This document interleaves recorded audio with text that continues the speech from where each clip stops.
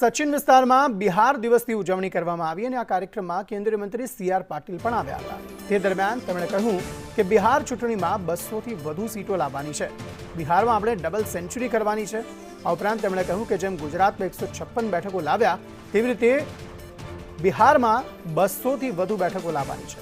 તેમણે સ્પેશિયલ ટ્રેનો અંગે પણ વાત કરી। તેમણે કહ્યું કે સુરતથી બિહાર સ્પેશિયલ ટ્રેનો દોડાવવામાં આવશે।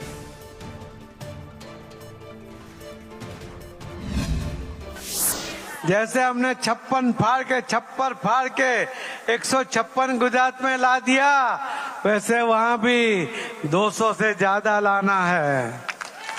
डबल सेंचुरी करनी है, हो जाएगी ना? तो इस बार का आमंत्रण हम स्वीकार करेंगे। हम छठ पूजा के लिए चलेंगे। हम नित्यानंद जी को कहेंगे कि हम स्पेशल ट्रेन के लिए अश्विनी कुमार जी को कहेंगे।